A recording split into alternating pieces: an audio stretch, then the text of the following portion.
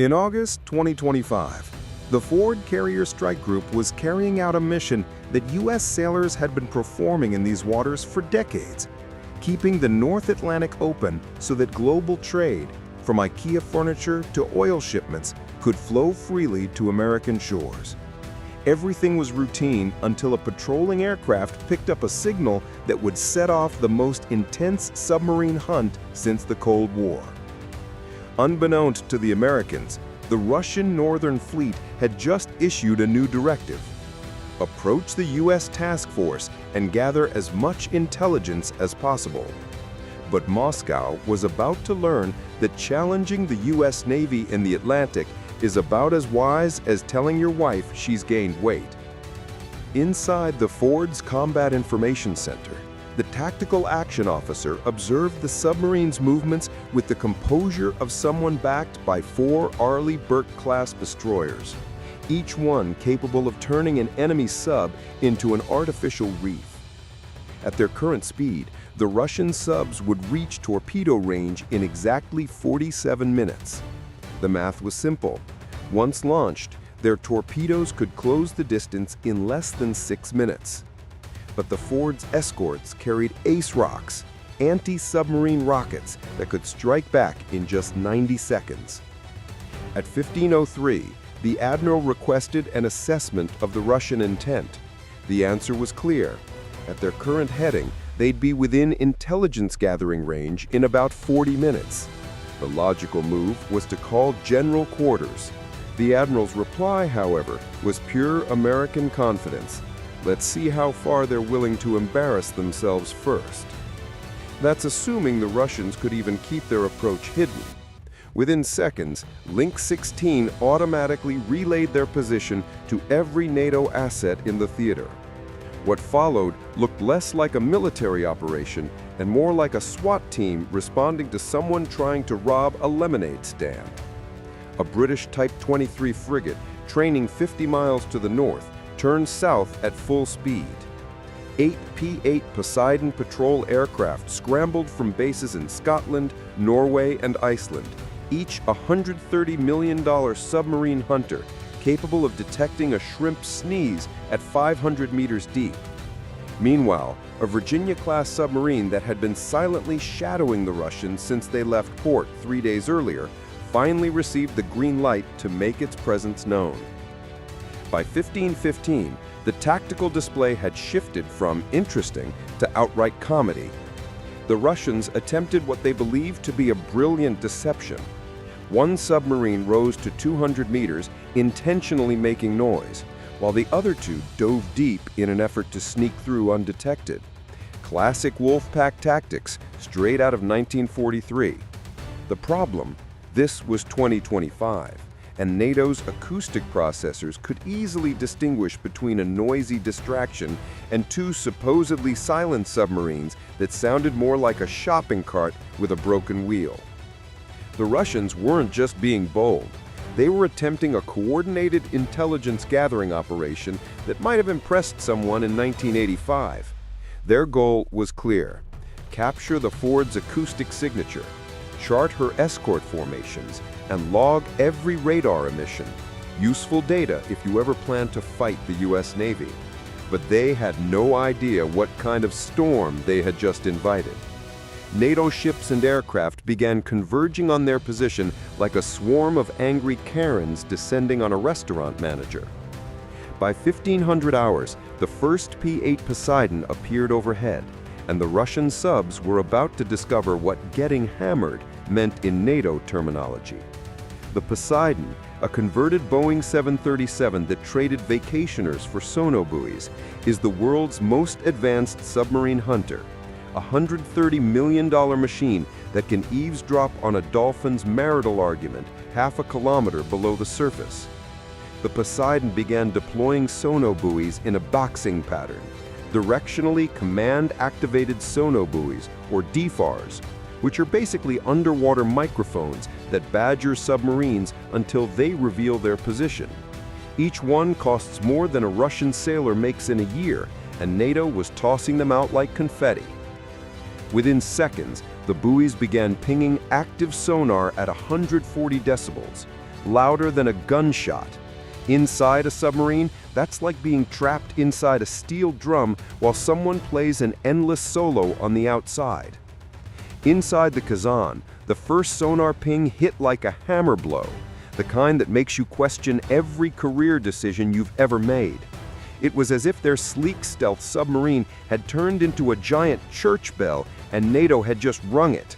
The sonar operators tore off their headsets so quickly they probably needed neck braces afterward.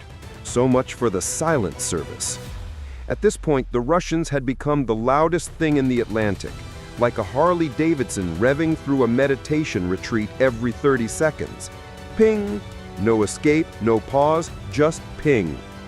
While the Russians chased their own tails, the P-8 crews were living the dream. Fresh rotations every 4 hours, hot meals that didn't come in a toothpaste tube, bathrooms that didn't double as nuclear storage. It was basically a flying WeWork, while the Russian crews were stuck in the underwater equivalent of a middle seat on Spirit Airlines. But the U.S. Navy was just getting started. Time for the Arleigh Burke destroyers to earn their paychecks.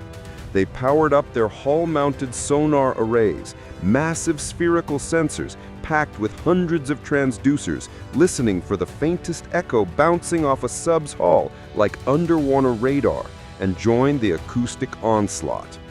These systems generate so much sound energy that fish near the ship literally get stunned. The Russians weren't just being hunted anymore. They were learning what it feels like when America decides to turn the ocean into a concert speaker. Then came the simulated attack runs. P-8s dived from 25,000 feet, screaming toward the waves as if about to release weapons. The exhausted Russian crews had to treat every dive as real. Emergency dives, ballast blows, hard rudder turns. It was like playing that hand slap game where someone fakes you out 50 times in a row. You flinch every time, even when you know they're just toying with you. The Kazan tried the submarine version of flooring it in a police chase, a disparate 30-knot sprint to shake pursuit. Its OK-650V reactor pushed out 43,000 horsepower, which sounded impressive until you realized it made the sub roar like someone dropped a washing machine full of hammers down an elevator shaft. So why put up with this punishment? Because the prize was worth it. The radars on the Ford's mast were a gold mine. Every radar has a unique fingerprint, its own frequency, pulse pattern, and power signature. Capture those and you can design jammers to blind it. The Russians were recording everything: radar sweeps, radio chatter, data links, the entire electromagnetic spectrum. They were building a digital map of American carrier operations. Every aircraft launch, one every 90 seconds during flight ops, revealed crew rotations, maintenance cycles, and vulnerability windows. Every escort's data link channel showed how the formation communicated. Piece by piece, they were crafting a blueprint to one day take down a U.S. carrier strike group. Except NATO had no intention of letting them finish their homework. All 3 Russian submarines launched acoustic decoys, miniature devices that mimicked submarine sounds to throw off pursuers. NATO's response was nothing short of art. NATO's computers classified each decoy in less than a third of a second, basically saying, "Oh, that's cute," before maintaining flawless contact on all 3 real submarines. It was like watching someone try to escape the police by tossing a mannequin out of a car, while the cops had helicopters, satellites, and your license plate number. And things were only going to get worse for the Russians. By hour 24, NATO had turned anti-submarine warfare into performance art. A British vessel joined the hunt, deploying her Type 2087 towed array sonar, a 2-kilometer line of hydrophones trailing behind her like an underwater eavesdropping net. MH-60 Romeo helicopters rotated in shifts, hovering just 50 feet above the surface while lowering their dipping sonar into the depths. The Russians tried hiding within thermocline layers, temperature boundaries that can bend or deflect sonar. Unfortunately for them, dipping sonar cuts right through those layers like they're not even there. It was the acoustic equivalent of trying to hide from your wife behind a glass door.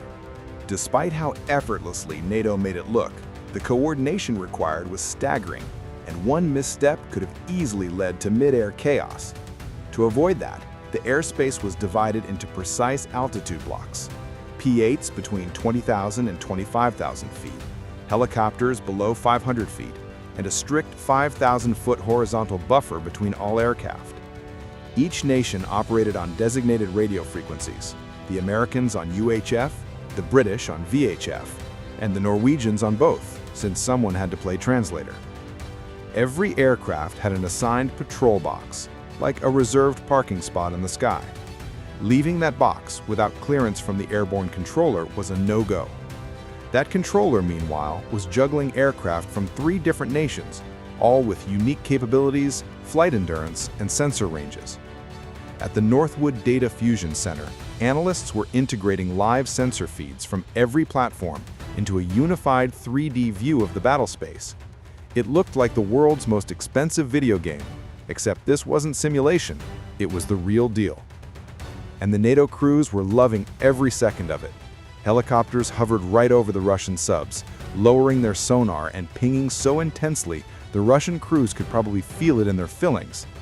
Meanwhile, the Arleigh Burke destroyers added to the onslaught, deploying their AN/SQR-19 towed arrays, massive underwater microphones that captured every sound the Russians made. Rumor has it one Russian submariner actually asked his captain if they could just surface and apologize because the pings were making his stomach hurt. The Russians weren't just being hunted anymore. They were trapped inside an ocean, turned into a speaker system, with the full weight of NATO's acoustics pounding down on them. Soon, the Russian submarines had more sonar contacts lighting up their screens than a Kardashian has Instagram notifications. Between the P-8 circling above, the helicopters at mid-depth, and the destroyers prowling the surface, this wasn't a hunt anymore. It was a full-blown smackdown. The Norwegian Sea had effectively become a 48-hour EDM festival where the bass never stopped and Russia couldn't find the exit. But here's the beautiful part. Remember that Virginia-class submarine we mentioned earlier? For 2 straight days, that American sub maintained flawless trail position, using its TB-34 towed array sonar and running so quietly on electric motors that it was basically a ghost armed with torpedoes. The crew watched it all unfold like a Netflix documentary titled "Making a Submariner: Why Russia Can't." They recorded everything, every sound, every evasive maneuver, every desperate attempt to shake the NATO net. The Russians threw everything they had at it, ducking into underwater canyons where NATO helicopters simply hovered overhead and dropped dipping sonar like they were fishing in a barrel. They shifted depth wildly, only to find destroyer sonar could track them from the surface to the seabed. They tried sprint and drift tactics. The American sub mirrored every move perfectly, like a dance partner who knew the choreography better than they did.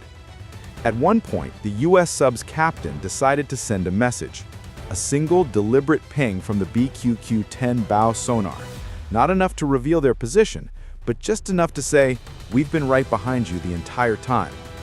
Imagine being shadowed by John Cena for 2 days. You can't see him, but you know he's there. And every so often you hear a faint whisper, "I can't see you." By the second day, the P-8 crews had perfected psychological warfare. They timed their sonar pings to interrupt the Russians' REM sleep cycles. Just when a submariner started drifting off, bing! It was like having a roommate who sets an alarm every 5 minutes but never actually gets out of bed. After 48 hours of that, the Russian crews were probably seeing colors that don't exist and having deep conversations with people who weren't real. And still it wasn't over.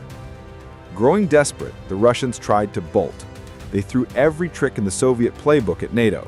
Moves that might have worked if it were 1982 and NATO hadn't written that playbook. They used bottom terrain, the P-8 switched instantly to magnetic anomaly detection. They made radical depth changes. The destroyers tracked them from the surface to the seabed. They launched every last decoy. NATO systems cataloged them like Pokemon cards. Gotta catch them all, even if they're worthless. After several hours of futile maneuvers, the Russians finally realized that trying to lose NATO in the Norwegian Sea is like trying to lose the IRS during tax season. They know where you are, where you're going, and exactly what you owe. In the end, the Russian submarines aborted their intelligence mission, which in military terms is called retreating while pretending it was the plan all along. They slunk northward, still submerged, probably drafting their successful reconnaissance reports that definitely didn't involve 2 days of being sonically pummeled. NATO maintained contact the entire way, shadowing them like bouncers escorting rowdy guests out of the club. A P-8 followed part of the route just to make sure they actually left, and to rub it in for good measure. Everyone knew what had really happened, but formalities had to be observed. In the process, NATO gathered an absolute treasure trove of acoustic intelligence, enough to identify those specific submarines from orbit. Every pump, every valve, and even the rhythm of how their toilets flush is now logged in NATO's database. Russian state media called it a successful intelligence mission. Sure, and the Titanic successfully tested its iceberg detection system. The real lesson was simple but devastating. You can build all the advanced submarines you want, but if you can't survive 2 days of democracy's greatest hits blasted over active sonar, maybe stay out of the deep end next time. Bye for now.